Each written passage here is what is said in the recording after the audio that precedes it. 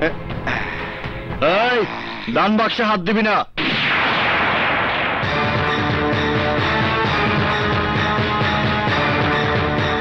এই কে রে তুই?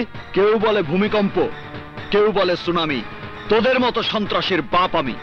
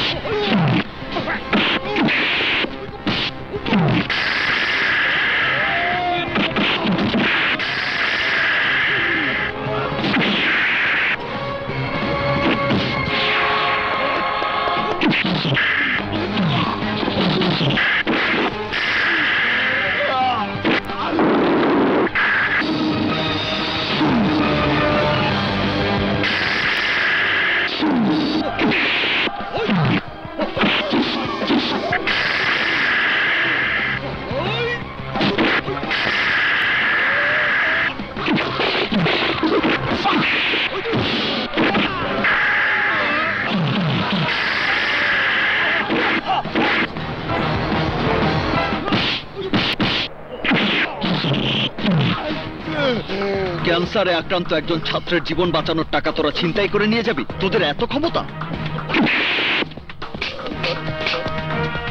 বিপ্লব আমার নাম। কেউ বলে ভূমিকম্প, কেউ বলে সুনামি, তোদের মতো সন্ত্রাসীর বাপ আমি।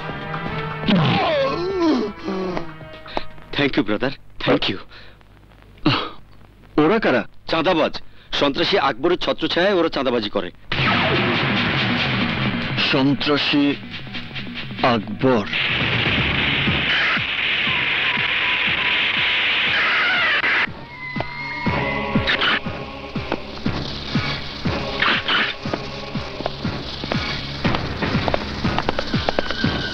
তুমি অনেক বড় অপরাধ করেছো আকবর। এতদিন তুমি লস্কর সাহেবের সঙ্গে কাজ করেছো, এখন দল ত্যাগ করে লস্কর সাহেবের সঙ্গেই দুশ্মনী শুরু করে দিয়েছো। লস্কর তোমাকে রেহাই দেবে না। তুমি 42 কুকুরের মতো গুলি খেয়ে রাস্তায় মনে পড়ে থাকবে।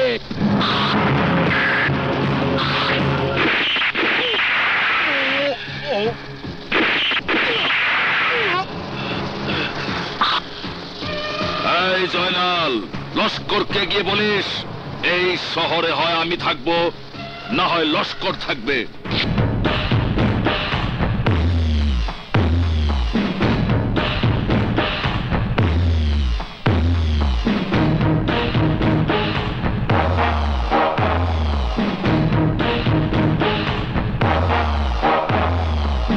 তুই কি উন্মাদ হয়ে গেছিস? তুই ছিলি লস্কর সাহেবের কিলিং মিশনের সেকেন্ড ইন কমান্ড। কি কারণে তার সাথে বিশ্বাসঘাতকতা করে তুই আকবর দলে যোগ দিয়েছিস? বল, চুপ করে থাকবি না, বল। ভাই, এখনো সময় আছে, তুই লস্কর সাহেবের পা ধরে ক্ষমা চেয়ে নে। না, যারা নেমো খারাম হয়ে জন্মায় মৃত্যুর আগ পর্যন্ত তাদের চরিত্র কখনো বদলায় না। ঘরের শত্রু সব চাইতে বড় শত্রু।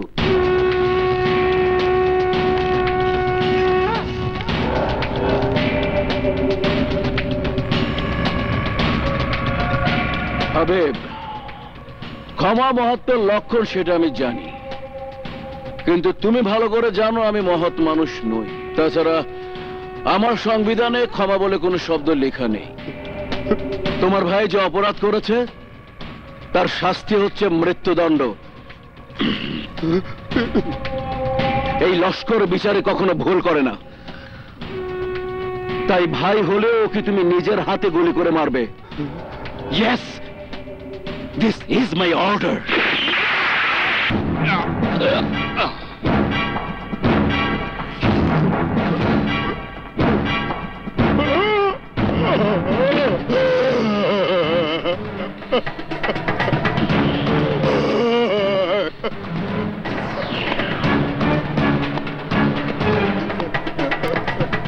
হাবিব, তোমার ভাই এখন তোমার জীবনে অতীত। যেটা গত হয়ে গেছে সেটা ভুলে যাও।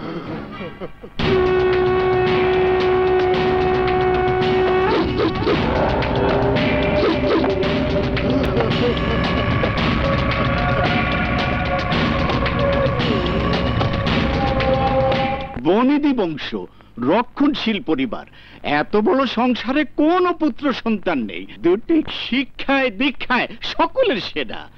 বড়টির নাম নীলা, ছোটটির নাম দোলা। এই চক্ষকে সম্মানের সঙ্গে আপ্যায়ন করতে জানে। কর্তব্য বলে একটা কথা আছে না? কর্তব্য নয় ঘটক চাচা, বলুন অভ্যাস। পাত্রপক্ষকে আপ্যায়ন করতে করতে এখন আমার অভ্যাস হয়ে গেছে। একবার দুবার হলে কর্তব্য বলা যেত, এই নিয়ে তো 36 বার হলো।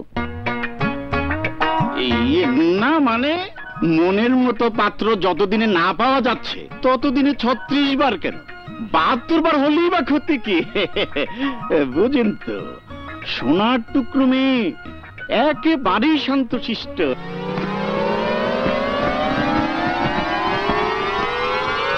মায়ের অনুমতি না নিয়ে মেয়ে এক পাও বাড়ির বাইরে যায় না।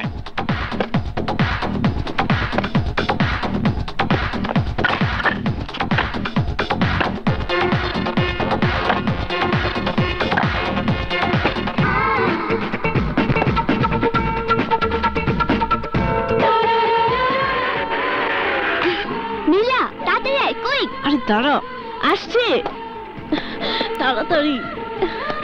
বাই। এই নীলা, বাই। যে লোকটা তোকে পালিয়ে আসতে সাহায্য করলো সে তোকে বাই বলেছে।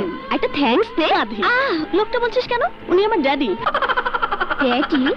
মেয়ের সাজগোজ করা হয়ে গেছে, এক্ষুনি চলে আসবে। মা, কি রে, কি হয়েছে? আপু এবারও জাম করেছে। না মানে তোর ড্যাডি কোথায়? ড্যাডিও জাম করেছে। মেয়ের বিয়ের সম্বন্ধ এলে বাবা নিজে উপস্থিত থেকে পাত্রপক্ষের সঙ্গে কৌশল বিনিময় করেন, অথচ তোর ড্যাডি তা না করে তোকে পালিয়ে আসতে সাহায্য করলো। রহস্যটা আমি বুঝলাম না। আমি বুঝিয়ে দিচ্ছি, শোন। আমার ড্যাডি হচ্ছে সৈয়দ বংশের আর মাম্মি চৌধুরী বংশের। দুজনারই ছিল লাভ ম্যারেজ। চল চল বস। শোন, ড্যাডি চায় সৈয়দ বংশে আমার বিয়ে হোক, আর মাম্মি চায় চৌধুরী বংশে। দুজনার মতের অমিল হচ্ছে, তাই আমিও বিয়ের ঝামেলা থেকে বারবার বেঁচে যাচ্ছি। আমার মনে হয় তুই বিয়ে করতে চাস না। না রে, মেয়ে হয়ে যখন জন্মেছি বিয়ে তো একদিন করতেই হবে। এই নীলা, তোর কেমন ছেলে পছন্দ রে?